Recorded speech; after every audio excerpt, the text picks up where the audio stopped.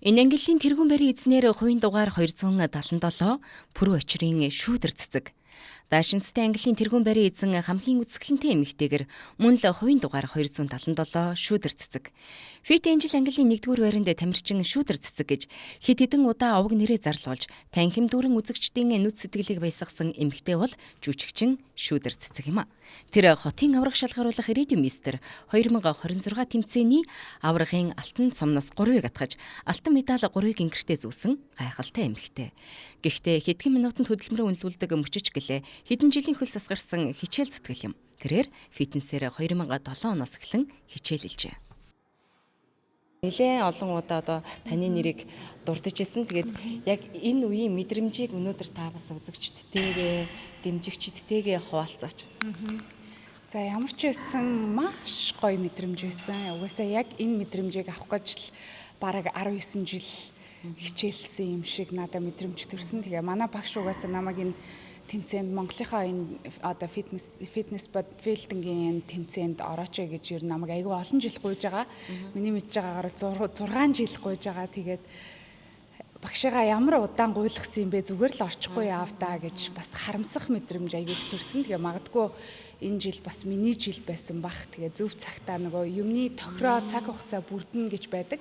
Тэгээ тэр хугацаа маань болсон болохоор бас орсон болов уу гэж бодож байна. Тэгээд мэдээж нөгөө хөгжөөнд дэмжигчт маань бас амар гоё байсан, супер байсан. Тэгээд яг тэр авч байгаа мэдрэмж их дахиад нөгөө Miss Asia дээр яг төрүүлж байгаа юм шиг тийм мэдрэмж. Тэгтээ тэрийг бодвол бүр асар хүнд одоо сэтгэл зүй дэглэм те хоолгүй усгүй стайл нэг одоо ширхэг будаа балга ус те одоо тусал усны үнцнийг мэдэрсэн.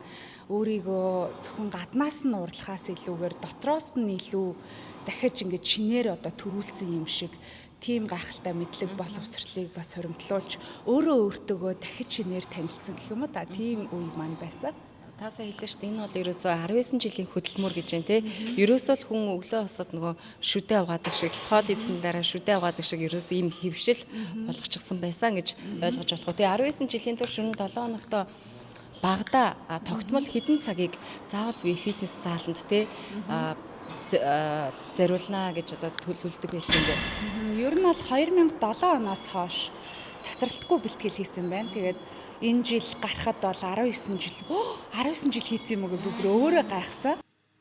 Дасгал хөдөлгөөн тогтмол хийснээр эрүүл чирэг биетэй залуу сайхан царайтай, элдв өвчин тоочихгүй, нойронд сайн, стресс бохимдолгүй, аз жаргалтай амьдрах нөхцөл бүрддэг. Хамгийн гол нь тууштай байж болохгүй буруу муу хоол хүнснээс татгалзах ёстойг тэрээрээ захиж байсан юм а.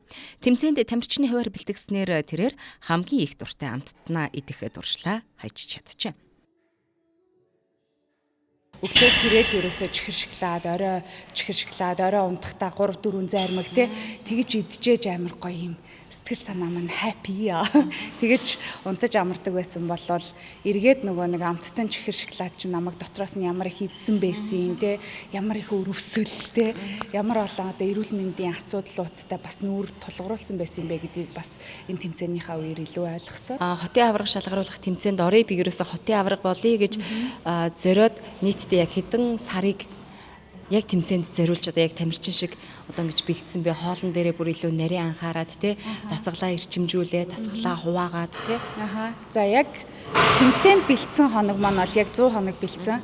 Яг тэмцээнд төхөх тусам тийм ч амттай идмээрэн за эсвэл би одоо тийм борцог кейк тийм амттай шимттэй мэдмээрэн гэж бодож исэн хүн яг усаа хасцсан чинь ерөөс нөгөө амттнууд нь бодогдох болцсон уу яаж юм. Яг ингээд ус амтгүй юм шиг санагддаг боловч тэмцээний дараа уух ус амттай л юм байна шүү дээ гэж мэдэрчээ. Би бүр тэмцээний дараа яг шагналаа гардаж авчаад тайсны ард ингээ ус сууж байхад миний ингээ нүднээс ингээ нулимс урсаадсан бүр ингээ зогсохгүй сүүлийн 10 хоног бол миний амьдралын хамгийн хэцүү хамгийн их одоо тарчлаантай тийм үе байсан. Жаргалтай байсан гэж бол ерөөсөө хэлэхгүй бүр хамгийн зовлонтой үе маань байсан. Тэгээд сүүлийн 3 хоног бол бүр тэр 10 хоногоос амар байсан. Яг энэ тэмцээнээр бол миний маш олон бодлууд асар ихээр өөрчлөгдөж бас маш олон мэдлгүүдийг илүү хоримтлуулж авсан. Шүүдэр цэцэг одоо ч бэлтгэлээ үргэлжлүүлэн хийсээр байна. Тун удахгүй буюу за 1 сар гарны дараа болох улсын аваргын тайзан дээр дахин зогсох үгүйгээ багш дасгалжуулагч нартайгаа ярьж шийднэ гэсэн юм а. Тамирчдын хувьд одоо маш их бэлтгэл хийгээд одоо бие урлаад бие одоо хүссэн хэмжээнд урласан ирнэ одоо тэр олон сар жилийн хөдөлмөрийг ерөөсөө л хэдхэн минутын дотор тайзан дээр харуулна тий. Тэгэхээр постны бэлтгэл маш чухал. Тэгэхээр таны хувьд одоо биеч маш бэлдсэн байна, поз ооч гэсэн маш сайн бэлдсэн байна. Дээрэс нь үзэгчид тайз өөрийгөө хүнлээд одоо өмсөж зүөх одоо ангилалтай тохирсон өмсгөлүүдээ бас их гоё бэлдсэн байна гэж харсан. Тэгэхээр ер нь аливаа зүйл чин сэтгэлээ зориулахад эргээд нөгөө үр дүнгээ хүртдгийн л жишээ байна гэж харж байна л да. Тэгээ яг энэ мөчөд та ер нь тэр талаар бас сэтгэлээ хаваацаач бас хин хинд баярлаа гэж хэлмээр байна. Хоёр багштай, оюун гэрэл багш болон хулан багш хоёртоо маш их баярлаа гэж хэлмээр байна. Оюун гэрэл багш маань намайг 6 жил яг тасралтгүй бэлтэж байгаа. Тэгээд одоо фитнесийн одоо миний жимийн багшаар ажиллаж байгаа. Өөр ямар ч шав авдаггүй ирнэ намайг л авдаг. Тэгээд хулан багш дээр болохоор би яг шинээр ирээд тэмцээнд бэлтэж эхэлсэн. Яг 100 хоногийн бит хоёрын хөдөлмөр байсан. Тэгээд миний ард бараг 10 гаруй одоо хүний бүрэлдэхүүнтэй бүхэл бүтэн баг ажилласан. Тэгээ стилист байсан, мейкапчин байсан, үсчин байсан, зурагчин, видеомейкер, туслах байсан, гэрэлтүүлэгч байсан, ингээ жолооч байсан гэдэг ингээ бүх хүмүүсийн хүчээр яг энэ амжилтыг хүртсэн гэж бодож байна. Одоо энэ их завж үлээгүй амьдралын хэмнэл тэгээд завгүй одоо энэ их бэлтгэлийнхаа хажуугаар бидний одоо саналыг хүлээж авч ярилцлага өгсөн танд баярлалаа. Хэрвээ одоо улсын аврагт оролцох гэж байвал дараагийн тэмцээнд нас томоос том амжилт хүсье. Баярлалаа. Тэгээд бас урьж оролцсоосон баярлалаа. Яг энэ TV5-ын ярилцлага бол миний анхны ярилцлага байлаа. Маш олон сэтгүүлчид, сайтууд, телевизүүд холбогдсон. Тэгээд зүгээр би 2-3 хоног амарчид төхөө гэд зүгээр юм хоол усандаа л айгуу тийм ач холбогдол өгөөд ирчвчээ бас нөөж авах гэсэн. Тэгээд бас зочноороо урьж оролцсоосон баярлалаа гэж хэлмээрээ.